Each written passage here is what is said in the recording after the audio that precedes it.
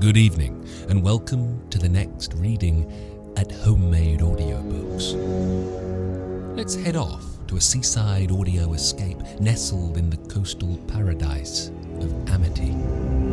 Get ready for curmudgeonly cops, amoral mayors, egg salad sandwiches, rickety boats, boardwalks, and sun-tanned yuppies. Oh, and there's also a slick full of salt, sex, sea dogs, and sharks. It's time for Peter Benchley's Jaws. If you want to help out this coastal town during the bleak winter months, then thrust some coin my way over on Patreon. Big thanks to wintertime Amity resident Chris L., who has been with me from the very beginning. Enjoy listening. Part 1, Chapter 2.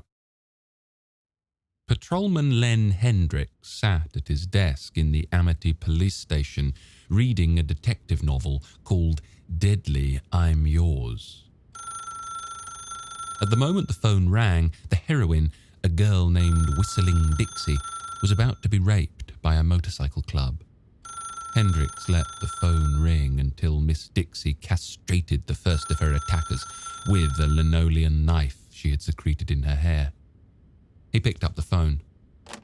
Amity Police, Patrolman Hendricks, he said. Can I help you? This is Jack Foote over on Old Mill Road. I want to report a missing person.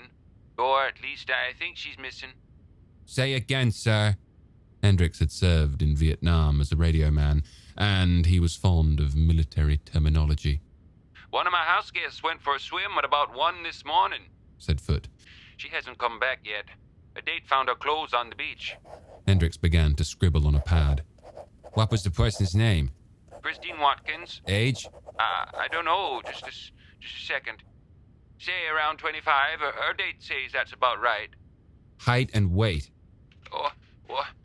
Wait a minute. There was a pause. We think probably about 5'7", between 120 and 130. Color of hair and eyes? Oh, listen, officer, why'd you need all this?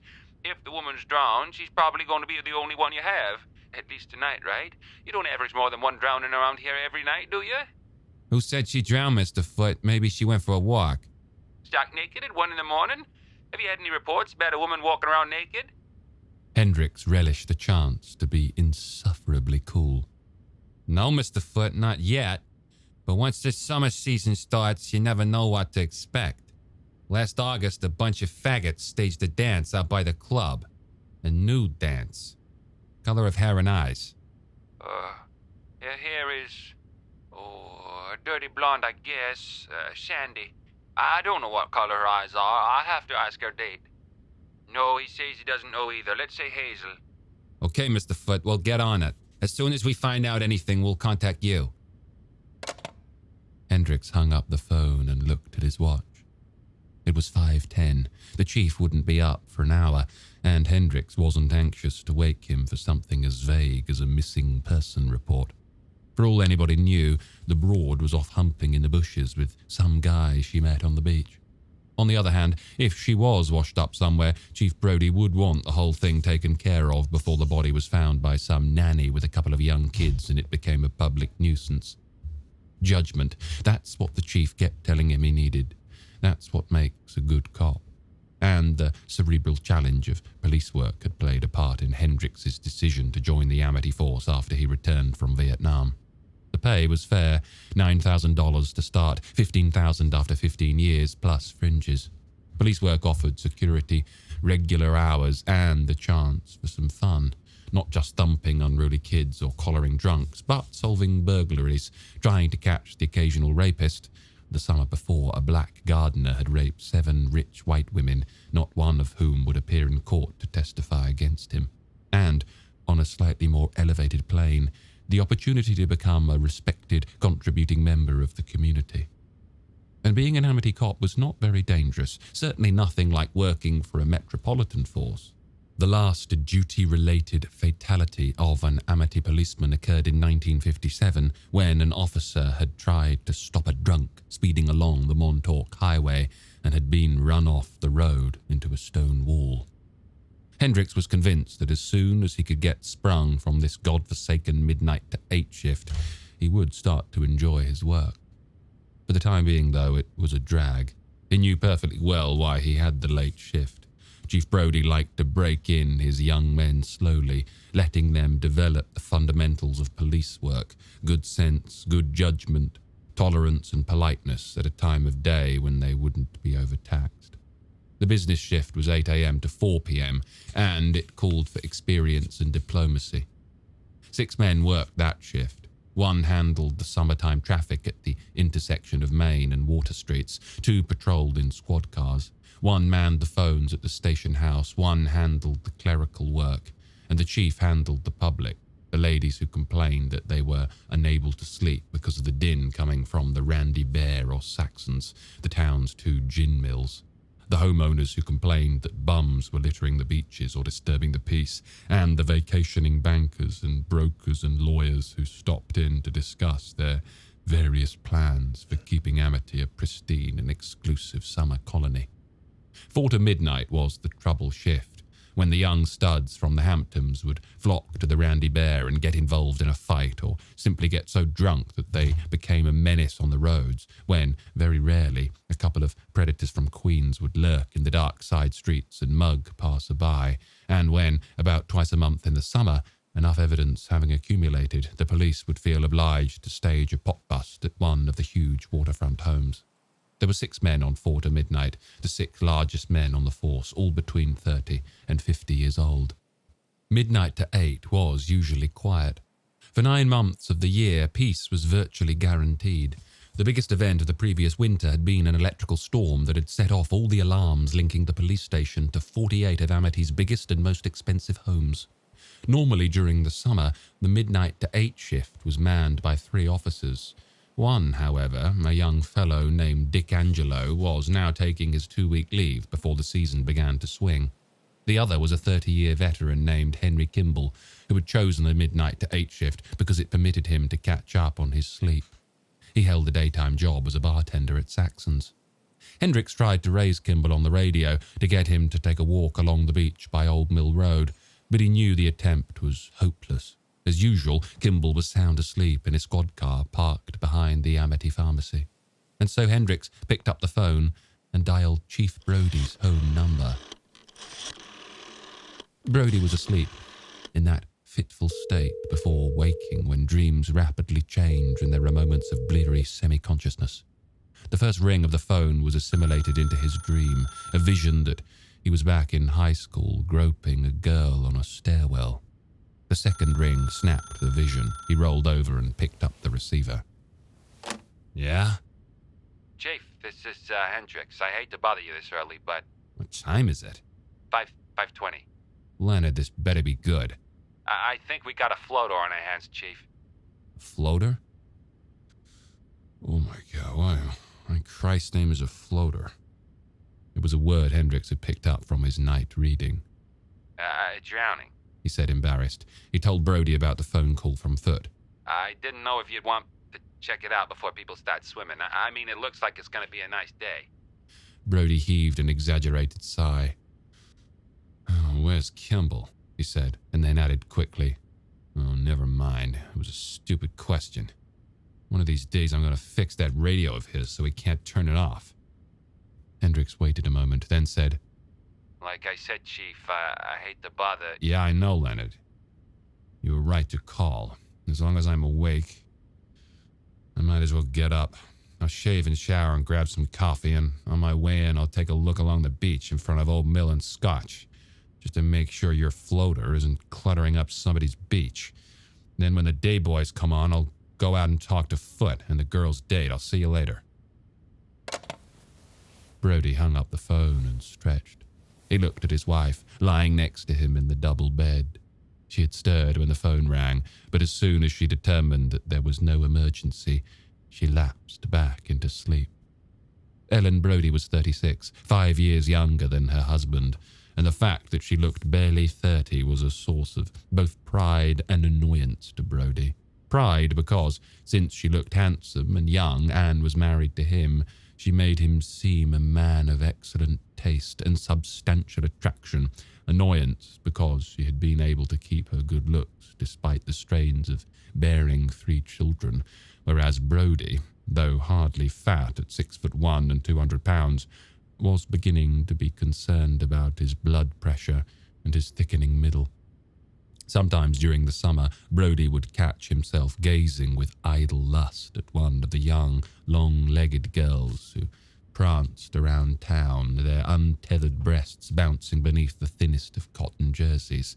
But he never enjoyed the sensation, for it always made him wonder whether Ellen felt the same stirring when she looked at the tanned, slim young men who so perfectly complemented the long-legged girls. And as soon as that thought occurred to him, he felt still worse, for he recognized it as a sign that he was on the unfortunate side of 40 and had already lived more than half his life. Summers were bad times for Ellen Brody, for in summer she was tortured by thoughts she didn't want to think, thoughts of chances missed and lives that could have been. She saw people she had grown up with, prep school classmates now married to bankers and brokers, summering in Amity and wintering in New York, graceful women who stroked tennis balls and enlivened conversations with equal ease, women who, Ellen was convinced, joked among themselves about Ellen Shepherd marrying that policeman because he got her pregnant in the back seat of his 1948 Ford, which had not been the case. Ellen was 21 when she met Brody. She had just finished her junior year at Wellesley and was spending the summer in Amity with her parents, as she had done for the previous 11 summers, ever since her father's advertising agency transferred him from Los Angeles to New York. Although, unlike several of her friends, Ellen Shepherd was hardly obsessed by marriage. She assumed that within a year or two after finishing college, she would wed someone from approximately her own social and financial station. The thought neither distressed nor delighted her. She enjoyed the modest wealth her father had earned, and she knew her mother did too, but she was not eager to live a life that was a repetition of her parents'. She was familiar with the petty social problems, and they bored her. She considered herself a simple girl, proud of the fact that in the yearbook for the class of 1953 at Miss Porter's school, she was voted most sincere. Her first contact with Brody was professional. She was arrested, or rather her date was. It was late at night, and she was being driven home by an extremely drunk young man intent on driving very fast down very narrow streets. The car was intercepted and stopped by a policeman who impressed Ellen with his youth, his looks, and his civility. After issuing a summons, he confiscated the keys to Ellen's date car and drove them both to their respective homes. The next morning, Ellen was shopping when she found herself next to the police station.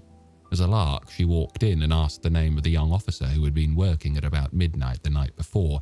Then she went home and wrote Brody a thank you note for being so nice, and she also wrote a note to the chief of police commending young Martin Brody. Brody telephoned to thank her for her thank you note. When he asked her out to dinner and the movies on his night off, she accepted out of curiosity. She had scarcely ever talked to a policeman, let alone gone out with one. Brody was nervous, but Ellen seemed so genuinely interested in him and his work that he eventually calmed down enough to have a good time. Ellen found him delightful, strong, simple, kind, sincere. He had been a policeman for 6 years.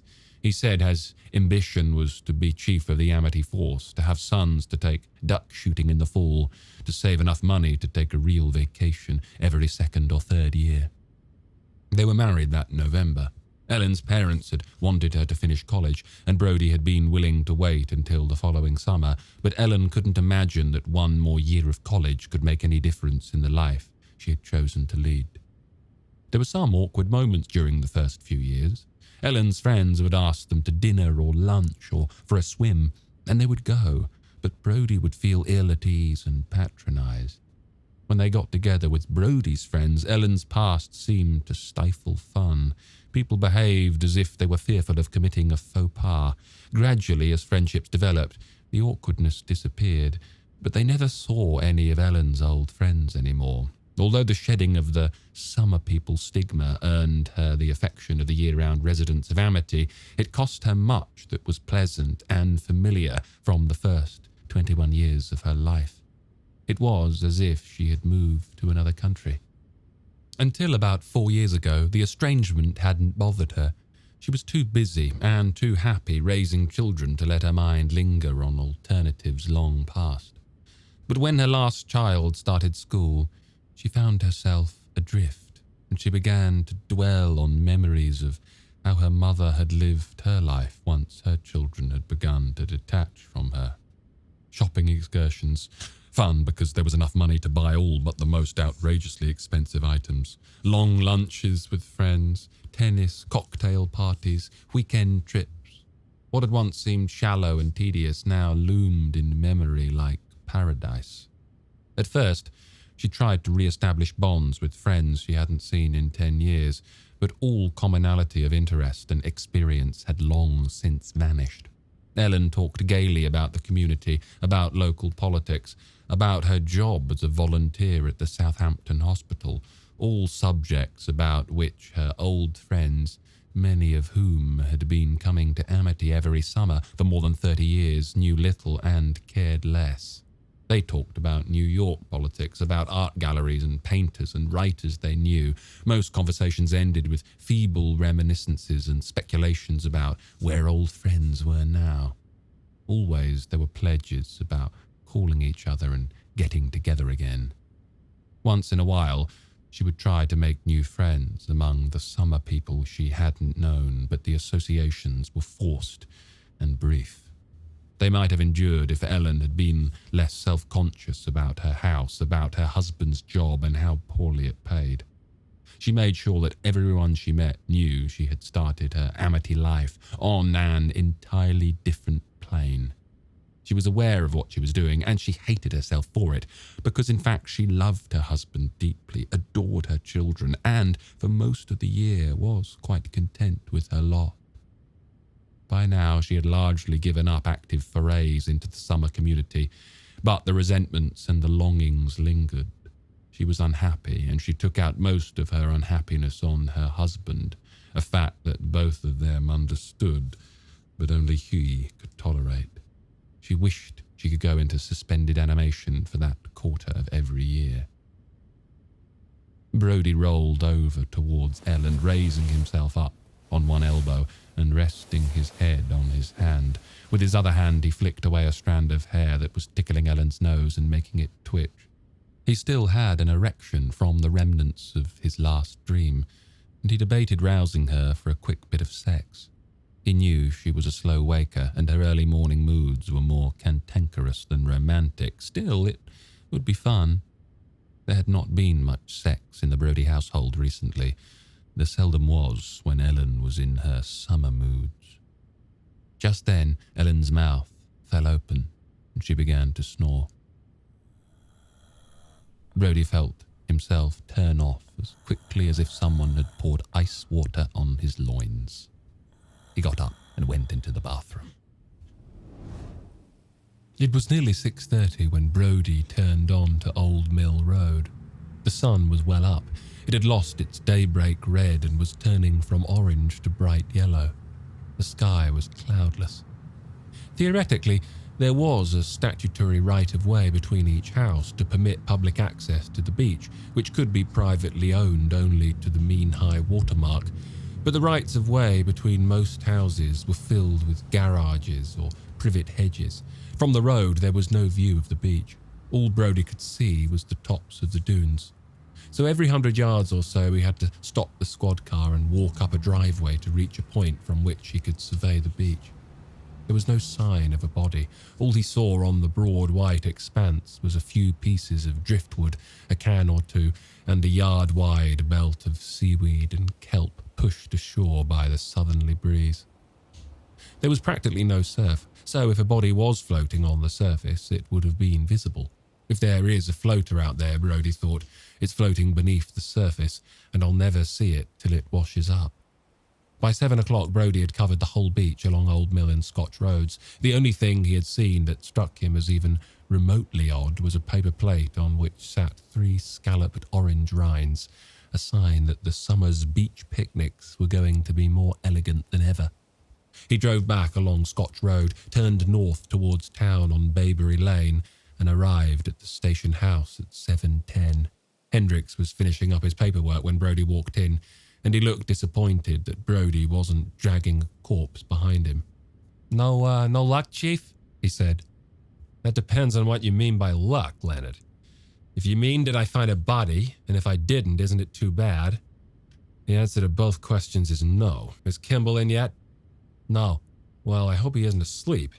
That'd look just dandy, having him snoring away in a cop car when people start to do their shopping." "He'll be here by 8, said Hendricks. "He always is." Brody poured himself a cup of coffee, walked into his office, and began to flip through the morning papers, the early edition of the New York Daily News and the local paper, the Amity Leader, which came out weekly in the winter and daily in the summer. Kimball arrived a little before 8, looking aptly enough as if he had been sleeping in his uniform, and he had a cup of coffee with Hendricks while they waited for the day shift to appear. Hendricks' replacement came in at 8 sharp, and Hendricks was putting on his leather flight jacket and getting ready to leave when Brody came out of his office. "I'm going out to see Foot, Leonard," Brody said. "You want to come along? You don't have to, but I thought you might want to follow up on your floater." Brody smiled. "Sure, I guess so," said Hendricks. "I got nothing else going today, so I can sleep all afternoon." They drove out in Brody's car. As they pulled into Foot's driveway, Hendricks said, "Why do you bet they're all asleep? I remember last summer a woman called in at 1 in the morning and asked if I could come out as early as possible the next morning because she thought some of her jewelry was missing. I offered to go right then, but she said no, she was going to bed. Anyway, I showed up at 10 o'clock the next morning and she threw me out. 'I didn't mean this early,' she says." "We'll see," said Brody. "If they're really worried about this dame, they'll be awake." The door opened almost before Brody had finished knocking. "We've been waiting to hear from you," said a young man. "I'm Tom Cassidy. Did you find her?" "I'm Chief Brody. This is Officer Hendricks." "No, Mr. Cassidy, we didn't find her. Can we come in?" Oh, sure. I'm sorry. Go on in the living room. I'll get the Foots." It took less than 5 minutes for Brody to learn everything he felt he needed to know. Then, as much to seem thorough as from any hope of learning anything useful, he asked to see the missing woman's clothes. He was shown into the bedroom, and he looked through the clothing on the bed. "She didn't have a bathing suit with her?" "No," said Cassidy. "It's in the top drawer over there. I looked." Brody paused for a moment, taking care with his words, then said, "Mr. Cassidy, I don't mean to sound flip or anything, but has this Miss Watkins got a habit of doing strange things? I mean, like taking off in the middle of the night or walking around naked?" "No, not that I know of," said Cassidy, "but I really don't know her too well." "I see," said Brody. "And I guess we'd better go down to the beach again. You don't have to come. Hendricks and I can handle it." "I'd like to come, if you don't mind." "I don't mind.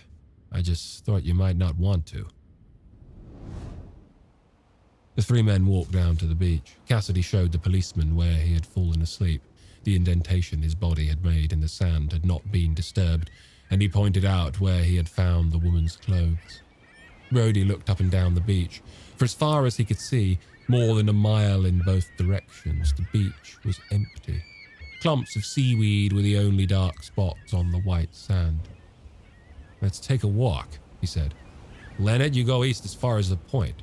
Mr. Cassidy, let's you and I go west. You got your whistle, Leonard, just in case?" "I got it," said Hendricks. "You care if I take my shoes off? It's easier walking on the hard sand. I don't want to get them wet." "I don't care," said Brody. "Technically, you're off duty. You can take your pants off if you want. Of course, then I'll arrest you for indecent exposure." Hendricks started eastward. The wet sand felt crisp and cool on his feet. He walked with his head down and his hands in his pockets, looking at the tiny shells and tangles of seaweed. A few bugs, they looked like little black beetles, skittered out of his path, and when the wave wash receded, he saw minute bubbles pop above the holes made by sandworms. He enjoyed the walk. It was a funny thing, he thought, that when you live all your life in a place, you almost never do the things that tourists go there to do, like walk on the beach or go swimming in the ocean. He couldn't remember the last time he went swimming. He wasn't even sure he still owned a bathing suit. It was like something he had heard about New York, that half the people who live in the city never go to the top of the Empire State Building or visit the Statue of Liberty. Every now and then, Hendricks looked up to see how much closer he was to the point. Once he turned back to see if Brody and Cassidy had found anything. He guessed that they were nearly half a mile away. As he turned back and started walking again, Hendricks saw something ahead of him, a clump of weed and kelp that seemed unusually large. He was about 30 yards away from the clump when he began to think the weed might be clinging to something. When he reached the clump, Hendricks bent down to pull some of the weed away. Suddenly he stopped. For a few seconds he stared, frozen rigid. He fumbled in his pants pocket for his whistle, put it to his lips and tried to blow. Instead, he vomited, staggered back, and fell to his knees. Snarled within the clump of weed was a woman's head, still attached to shoulders, part of an arm and about a third of her trunk. The mass of tattered flesh was a mottled blue-grey, and as Hendricks spilled his guts into the sand, he thought, and the thought made him retch again, that the woman's remaining breast looked as flat as a flower pressed in a memory book. "Wait," said Brody, stopping and touching Cassidy's arm. "I think that was a whistle." He listened, squinting into the morning sun. He saw a black spot on the sand, which he assumed was Hendricks, and then he heard the whistle more clearly. "Come on," he said, and the two men began to trot along the sand. Hendricks was still on his knees when they got to him. He had stopped puking, but his head still hung, mouth open, and his breathing rattled with phlegm. Brody was several steps ahead of Cassidy, and he said, "Mr. Cassidy, stay back there a second, will you?" He pulled apart some of the weeds, and when he saw what was inside, he felt bile rise in his throat. He swallowed and closed his eyes. After a moment, he said, "You might as well look now, Mr. Cassidy, and tell me if it's her or not." Cassidy was terrified. His eyes shifted between the exhausted Hendricks and the mass of weed. "That?" he said, pointing at the weed. Reflexively, he stepped backward. "That thing? What do you mean it's her?" Brody was still fighting to control his stomach. "I think," he said, "that it may be part of her." Reluctantly, Cassidy shuffled forward. Brody held back a piece of weed so Cassidy could get a clear look at the grey and gaping face. "Oh my God," said Cassidy, and he put a hand to his mouth. "Is it her?" Cassidy nodded, still staring at the face. Then he turned away and said, "What happened to her?" "I can't be sure," said Brody. "Offhand, I'd say she was attacked by a shark." Cassidy's knees buckled, and as he sank to the sand, he said, "I think I'm going to be sick." He put his head down and retched. The stink of vomit reached Brody almost instantly, and he knew he had lost his struggle. "Join the crowd," he said, and he vomited too.